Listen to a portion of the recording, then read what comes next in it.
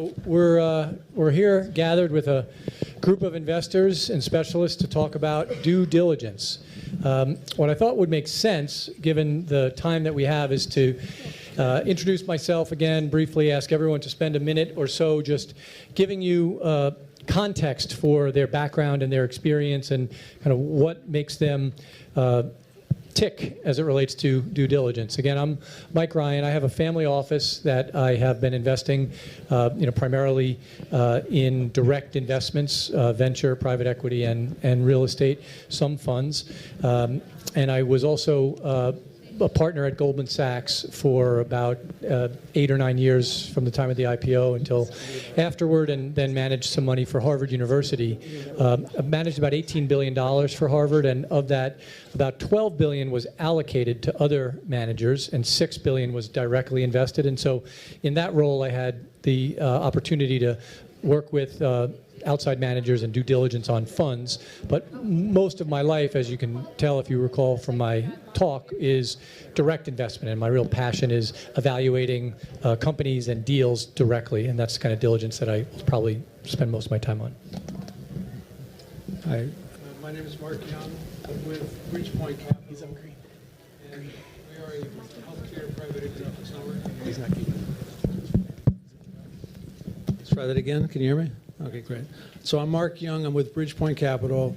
We do healthcare private equity investing, and we do investing through what we call a pledge fund structure. My previous experiences include McKinsey & Company's investment office. If you haven't heard of them, think of Bain Capital, who spun out of Bain Consulting. So they've been running partner money for over 30 years. Subsequent to that, I was working for a family office for a gentleman, David Lincoln, who owns Lincoln Electric, if that's of anybody's knowledge. And I'm now doing healthcare private equity. So I've seen from the McKinsey side the due diligence on hedge funds, and as well as my stints at Catterton Partners, David Lincoln, and Bridgepoint, investing and due diligence on private companies. Thank you, Mark. Hi, Jeff Gitterman. I oversee a $1.5 billion RIA that specializes in sustainable and impact investment strategies, especially climate risk adaptation. Good week for that, if you've seen the UN. We also advise most of the large asset management firms in Europe and the United States on those strategies, and we run the Family Office Summit at the United Nations and the Wealth Management Summit at the United Nations. Family Office Summit was last Thursday, and the Wealth Management Summit is December 10th. Hi, I'm Michael Scott. I'm founder of Cannapreneur Partners, which is a holding company specifically and purely focused in cannabis investments. We're pivoting to a multifamily office approach and more on the advisory side of things. My background is almost 2 decades as a private wealth advisor and entrepreneur. About 8 years ago, we just started launching various businesses, getting involved entrepreneurially, and now we kind of mix those two backgrounds in the cannabis space. Been in it about 3 years. Here on the East Coast, we're early adopters to it, and it's been very explosive for us.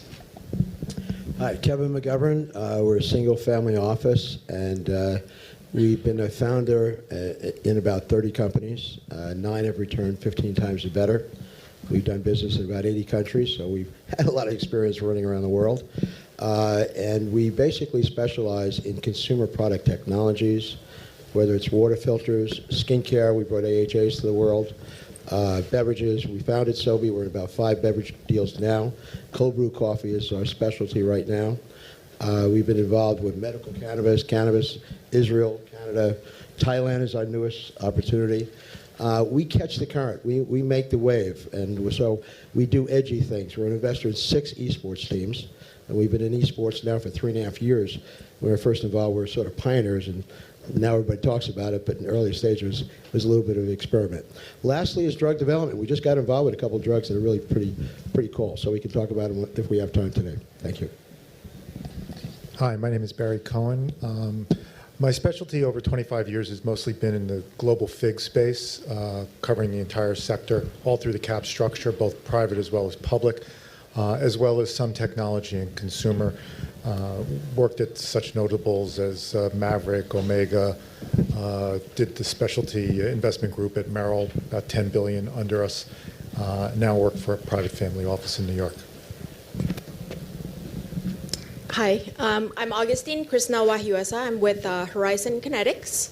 Horizon Kinetics, in short, is a contrarian, opportunistic investing firm run by Murray Stahl, our chairman. Murray brought me in about 10 years ago, and prior to that, I was with JP Morgan and Goldman Sachs in the asset management business, specifically in the outsourced CIO operations. So, very kind of in line with the topic that we have today in terms of due diligence. In recent years, we actually have been harvesting a lot of our public market portfolios in the effort of raising a lot of dry powder. And with dry powder, we have a lot of cash. And the biggest enemy to cash in our mind is debasement actions from central banks around the world. So we wanted to protect the purchasing power of our fiat. In our case, is the US dollar. And that brought us to our research and investments into cryptocurrencies. In 2016, we started our research and also investments in cryptocurrencies, primarily in a few cryptocurrencies with sensible monetary policy. So these are cryptocurrencies with fixed money supplies or even declining money supply. So again, as a hedge from the debasement actions from central banks around the world. So we did that in 2016. And shortly thereafter, we started our cryptocurrency mining operations as a way to create or acquire the coins at a cheaper price, and also to convert the profit margin from the cost of mining it to the price that you can get from selling it as a source of income. Great. So hopefully everybody got a good sense for the panel. We have a lot of expertise here over long periods of time in lots of areas. And a lot of this panel is going to be devoted to you and your questions, so you can think about what we've already heard. But let me just get it started. I mean, we're talking about due diligence here. We're talking about figuring out how you research and decide to proceed, and what kinds of pitfalls you're looking out for, or kind of process you're using to make a good decision and keep your money safe. We're not talking right now about sourcing or other elements of the process chain. So with that in mind, maybe Kevin, I'll start with you. You've had a very diverse experience, and I'm curious, how does the environment feel to you right now in terms of pitfalls, or when you are looking or diligencing either an area that you're familiar with, that you've been in for years, a 3-year-old area like esports, or a new area, how does the environment feel to you, and then how does that play into the kind of diligence that you and your team does? Like everything else, it's segmented. Some environments are robust. I mean, healthcare is going crazy right now, and there's plenty of opportunities. Cannabis is slowing down, and there's a definite, deal to reality, a flight to quality in Canada as well as the U.S. In Europe, it's going crazy. It's very, very hot. In Asia, it's very hot. We just got back, and we're doing some business over there. But to be answering your question, it's really segmented. The environment is really, what you're investing in. We just heard some people talking about real estate peaking, et cetera. So we got to find out. The first question we got to ask is this a fad or is it a trend? And we really look and do our due diligence. We can talk. We'll give you more due diligence later. But the first thing we're looking at is locations, people, segments, etc. Is this a fad or a trend? Is this truly a trend? If it's a trend, again, our expression is catch the current, make the wave. We've made a lot of waves, and we want to see if we can make more. Great. We'll just stick with cannabis since it came up, and we happen to have Michael here, who spends a lot of time in cannabis. For people that are newer to cannabis, and particularly who may have just heard the first comment about cannabis cooling and lots of regulatory changes, lots of regulatory just questions or concerns that people have, but yet a lot of excitement and maybe a wave. So give us your framework for how you personally do it as an expert, and then how someone who's new to the space might get started in thinking about diligencing cannabis or a cannabis investment. Sure. Cannabis is it's an interesting sector. So I've got a familiarity with three sectors now: financial services, the fitness industry, and cannabis. And cannabis has been 80% of my focus for the last 3 years. It is undeniably explosive. The ROI we've created in the last 3 years eclipses what we've done in the previous 17. However, it's a very unique landscape to vet, right? So 3 years ago, when we first got into the space, you had to really, here on the East Coast, look out for the illegal operators. I mean, you had to look out for the gray market operators that were pretending to be completely legal. Obviously, we're not willing to risk our reputation or our brand, so we had to put unique measures in place. So things like utilizing very, very good background agencies such as CSI. So we'll invest $300 to $1,200 per person on an executive team to really vet them to find out, okay, is there a clean background and track record? So that's one of the big things, or one of the nuances. The other thing I'll tell you, there's a uniqueness in the cannabis industry, unlike what I've experienced in the other ones, is there's a ton of uncertainty because of regulatory uncertainty, right? So for example, it just broke news a few hours ago. Massachusetts just banned vaping across the entire state for 4 months while they figure out what's going on in the vaping world. So, that is going to cause an immediate curveball to a lot of entrepreneurs in that state. And if they don't have the emotional intelligence to deal with the fact that A, we're dealing with a market that's federally illegal, and 2, you have to be prepared for uncertainty. So one of the things that we also will vet for, in addition to the traditional things, like team, track record of success, et cetera, we're looking for emotional intelligence. Do they have it? Integrity. Those are core things that we're certainly vetting for in the space. Thanks. Moving on to another area that's very, very topical, ESG. We have some real ESG experience on the panel, and I think everybody has a perspective on it as well. But perhaps just starting with Jeff, who spoke about it, in the context of family offices specifically, if they are either fully committed to an ESG orientation or just dabbling, just starting to think about organizing their activities with ESG in mind, what do you tell them they should do first, and then how do you help them through the process of making sure they get good investment returns even while they're getting good social scores?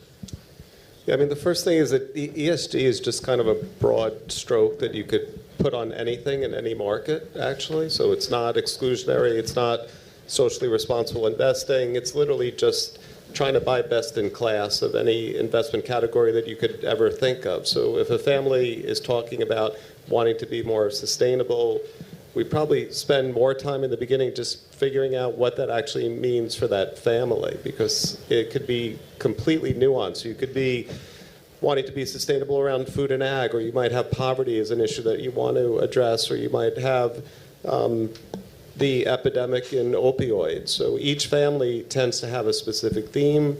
A lot of that lately is driven by actually the kids of the family. So a lot of times if we're speaking to a family, it's actually I don't want to say a pet project, but it's a theme that the kids are driving. So it might be around climate change or opioid or hunger or recycling. So the first thing is to define that. And then the landscape is kind of littered with bad actors and lots of projects coming to the market that don't ever get funded. And that whole sub $25 million raise space is really incredibly difficult to fund. So there's lots and lots and lots of people looking for funding. We start with a 33-page due diligence questionnaire, background checks on actors in that space. What is the landscape? What is the trend? What is the science behind it? Is the trend supporting it? We spent 5 years just going through all the climate science research just so that we can come up with our own theme and understanding of what we saw in that space. But again, with the family, it's pick your theme first and then subset from that theme into the investment space that you want. Start with a really good due diligence questionnaire and then go from there. And then we also do a lot of work with the UN, which does have frameworks, and SASB, if you haven't heard of it, it's a Sustainable Accounting Standards Board. So there are frameworks and metrics out there that can support the work that the family's doing. Thanks. And Mark, I'm going to start on a topic, not healthcare, although we'll certainly circle back to that because I know that's your core focus. But you have a lot of experience in international markets, international investing, international matters, both at McKinsey and at L. Catterton, I think, in the emerging markets. So if you're looking at an opportunity or diligencing an investment outside the U.S., are there any tricks of the trade or scar tissue experiences that you can share with the group that will help the rest of us learn from your experience? You mean from my mistakes? We'd be here for hours if I went over that theme, but I will just say at a very high level a couple things that have been said before, but to reinforce that, and then I'll tailor it to emerging markets. Particularly for Catterton, we were investing in Latin America, which has its own unique challenges. But it really starts top down. What verticals do you want to be in? And as an example, with Catterton, they're consumer growth investors. But as an example, the pet space was one of the best spaces they touched. It was magic. So you start with the verticals you want to be in. And then the next thing, it's people, product, opportunity. And it's people first, because if you don't have the right people, all bad things happen. You could be in the right vertical, but if you don't have the right people that can navigate the future stormy waters, you have bad outcomes.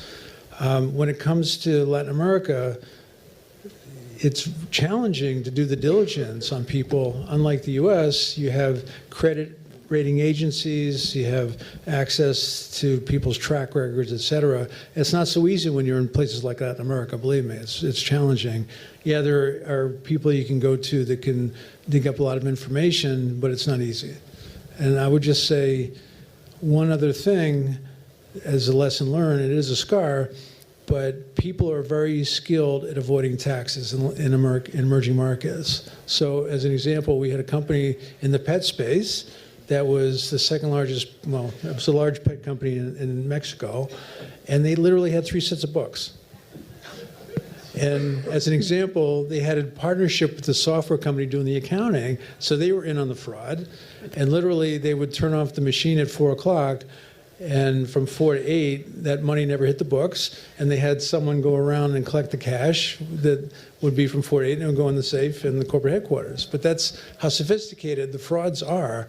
But when you're dealing in emerging markets, this is what you're dealing with, 3 sets of books. Can I just add one thing that's really important? If you don't have cover in emerging markets, don't do business. And what cover means is you got the military, the business, and the government. Sooner or later, they're going to put your hand out to you. And unless your partner is well ensconced in that, that's why we do a lot of family office conferences around the world, and we participate in them. If you don't have cover, don't do business in emerging markets, particularly if you're a small, medium-sized business. It ain't going to work, because sooner or later, somebody or many people are going to have a hand out to you. The corruption card is probably the biggest card you got to play with in international markets. Thank you. A couple more quick ones, and just about 15 minutes left in the panel, and in a couple we're going to turn it to you. So if you have a question, you can think about who you want to direct it to and get it ready. But Augustine, you mentioned that you have made a big play in crypto, and I think you mentioned the genesis of that was you were liquidating and found yourself with a lot of cash. Whether it's related to your views on crypto specifically or just markets generally, with the world as it is, 17 trillion of assets with negative yield, most people thinking that venture and private equity and real estate and public stock valuations on average are high, maybe not each company, but on average. How do you think about investing in that climate where certain things appear rich, other things are very volatile, some things are low or negative yielding? What is your compass for dealing with that? Just be aware about it. I mean, you raised a very good point. I mean, we're now seeing European corporate bonds, right, being issued at a stated negative coupon. I mean, and people are actually buying them. So we're in that kind of climate. And interest rate, if we all remember our net present value calculation, is pretty much gravity to equity valuations. So yeah, you can justify equity valuations to be extremely high relative to history because interest rate is low, it's record low. But in light of that environment, there's a limit in terms of how much further the central banks around the world can further reduce interest rates, right? So, you know, we could have been probably a little bit, we could have waited probably to harvest gains from our public market portfolios, but we'd rather be early. And with cash, you know, the largest kind of erosion to the value of your fiat is, again, debasement, right? And the control of debasement comes from central banks. And that really brought us into cryptocurrencies because the invention of blockchain really allows for the first time to have currencies with decentralized monetary policy and fixed money supply. And you know, we are happy with our exposure. Despite the volatility, you can actually mitigate the risk by sizing it accordingly. Is the type of investments that has, you know, a very lopsided return potential, right? So a little bit goes a long way, and that's how we size it within our portfolio. Great. And then Barry, just real briefly, I think you mentioned that you do a lot of direct equity placement in your family office, or you participate in that. So if that's of interest and you want to discuss how you think about diligencing direct equity placements, that'd be great. If not, maybe just talk about fintech or financial things, come your background.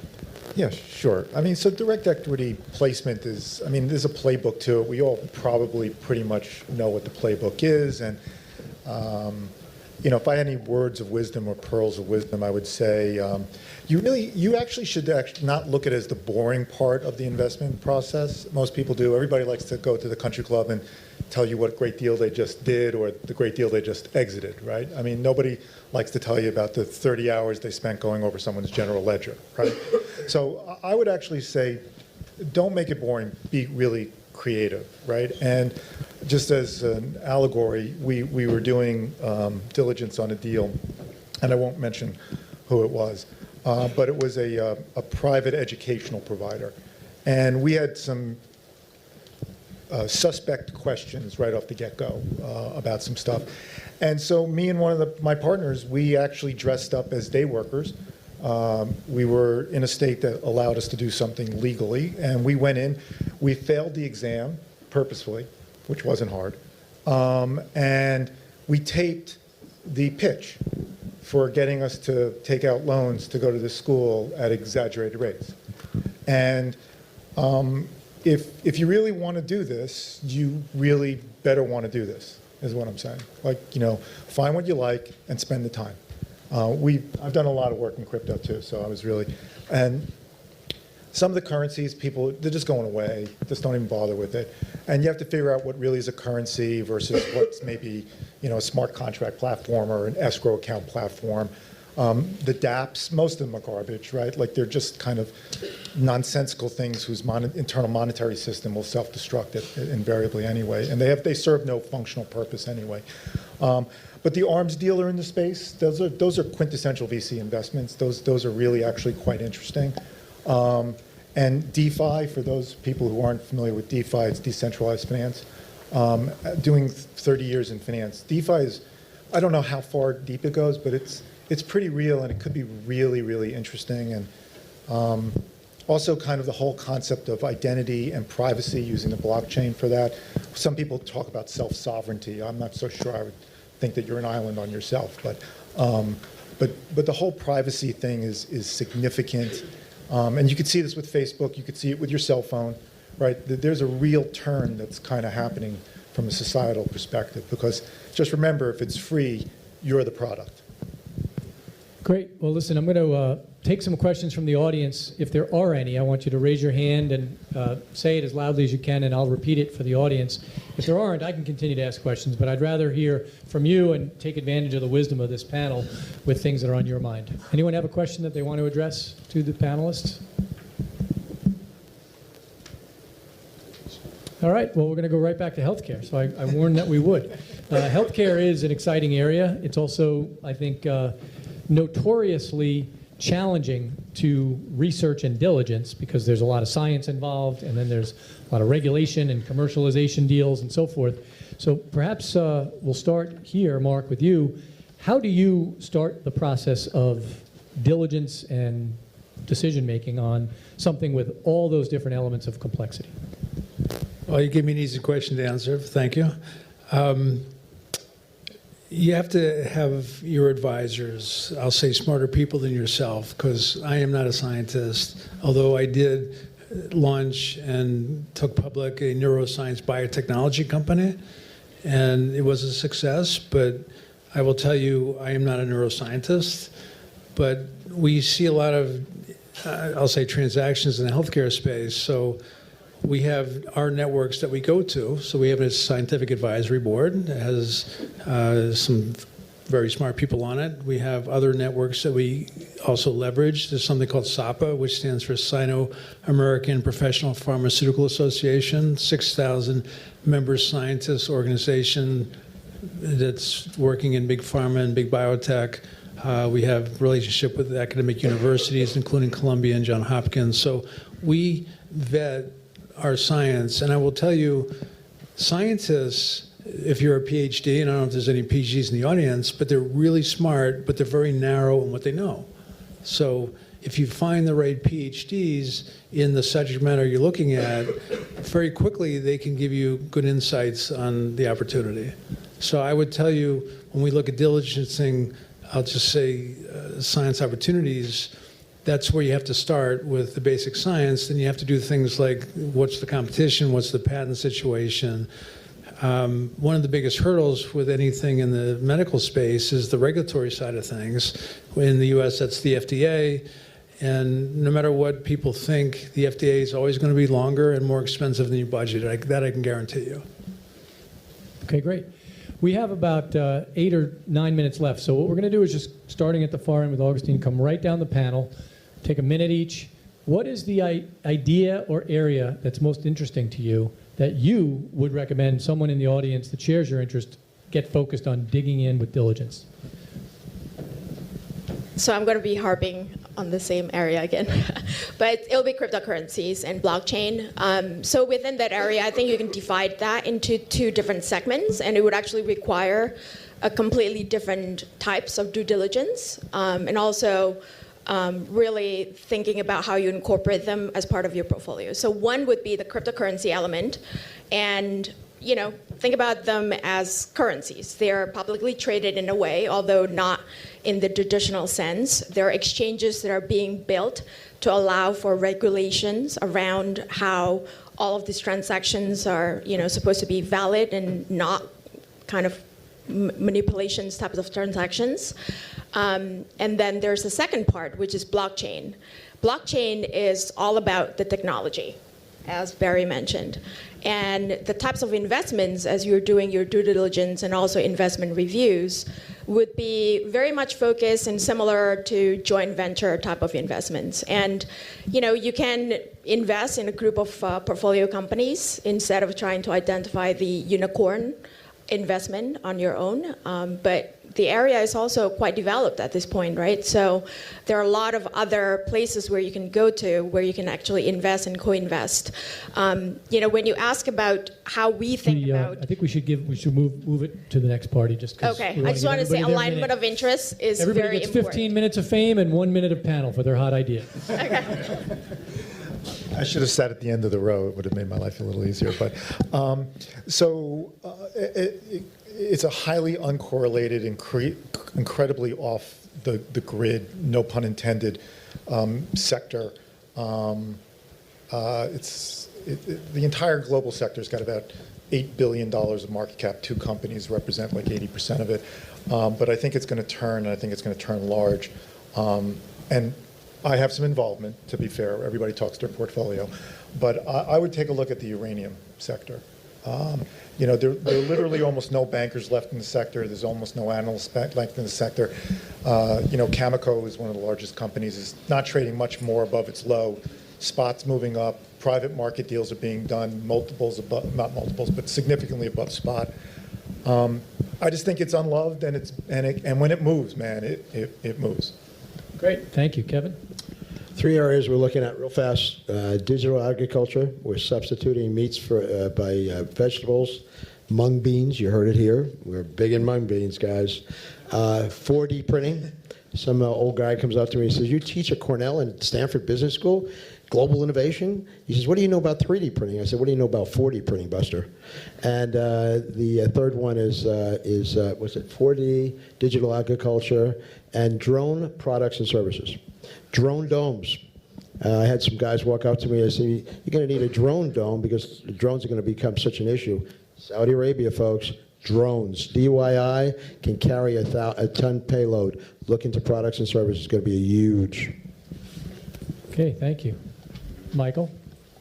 I mean, for us, I think it's just important to continue to have deal flow. Right now, we're seeing 30 to 40 cannabis deals a month. And because there's such a screaming, and I mean screaming, all caps, underline, demand for capital in cannabis, you can structure amazing deals. We're focused right now, we think one of the lowest risk, highest yield components of the cannabis industry, it's dispensaries. They're not going anywhere. I mean, if you look at what's happening, it's pretty unprecedented, right? I mean, this is a federally illegal thing that is now, 32, 34 states in the country have some form of state legal law around it. How many times in history has something been federally illegal, but from the ground up, consumers have wanted it so bad that they do it anyway? So what I would submit to the audience out there is I think this is going to be the next boom. In fact, what's going to happen is you're going to see people that have been purchasing this for years mixed with the new demographic that's coming into this, which, by the way, happens to be baby boomers, is the fastest growing segment of consumer base in this marketplace. I just think it's inevitable that it's coming. And the reason why we're getting the returns we're getting is because the world still has a lot of stigma associated with it. But when we fast forward 5 to 10 years, here's what we believe. Cannabis will not be looked at the way it is today. It will be looked at on the medical side as a miracle drug, and on the recreational side, comparatively alcohol, the world will figure out the negative side effects of cannabis compared to alcohol. It's a far shorter and smaller list. So we're very convinced of that, and so we're going to continue to deploy capital in this space. And I would think about Buffett's line. You know, when investors are fearful, he gets greedy. When investors get greedy, he gets fearful. Investors have been fearful about cannabis for years, but that is changing rapidly. I mean, my dialogues with investors I think that was good. We appreciate that. Jeff? I would just say that OPEC and the entire fossil fuel industry best projection 5 years ago of electric vehicles were 25,000 on the road by next year. There'll be 8 million, 7 to 8 million by next year. There'll be 100 million by 2025. That'll drive the price of oil to $25 a barrel, short sovereign debt of countries that are producing oil outside of the U.S. and invest in battery and battery storage technology. That'll be the biggest industry in the world in the next 5 to 10 years. Just have to find the winners. But All right, Mark. I'll take the other side of the biggest industry because I actually would suggest it's probably healthcare, but you can be a tie with me on that one. So a few things about healthcare. There's something called the 80-20 rule that we've all heard about, but 80% of your healthcare dollars are spent in the last 20% of your life. So if I look in this room, I see a lot of people that are boomers and boomer plus. Well, we're going to be driving the healthcare costs very high over the next 20 to 30 years. And we, on our firm, do U.S. and China. And the China, with the one-child policy that they implemented, have a rapidly aging society as well. So like it or not, we have a big problem. We're going to have to figure out a way through technologies to improve health outcomes. As an example, in the U.S., we spend more per GDP on healthcare than any other country in the world. Our outcomes are number 16. So even though we spend the money, we don't get the results. So we see lots and lots of places in the healthcare system to improve things. And that's where we're making our bets. Great. I'll just give you my 2 cents in the last few seconds. So categorically, in terms of an area, I think that early stage venture outside of the super hot areas that are really, in the newspaper all the time, consumer tech, very interesting. There's a lot of big industries, huge sectors of GDP, like healthcare, training the workers in hospitals, training the healthcare employees, restaurants, how people consume and enjoy and eat, and how the restaurant experience can be made better. Construction, how buildings are put up, how commercial real estate is leased and sold and consumed. We can go on and on. In those areas, there's tremendous opportunity from interesting companies with excellent management teams that actually, believe it or not, have trouble getting funding. And so the leverage is on the side of the capital provider. Whereas I love many public stocks. I love several late-stage venture companies that have no trouble getting funding, maybe until this WeWorks debacle. And those are just really expensive. These are really cheap, really transformative, and I think present good opportunity if you can do your homework and if you can take the risk of digging in on that kind of level. But I want to thank the panelists for sharing their wisdom with the group and their experience, and have a great rest of the conference.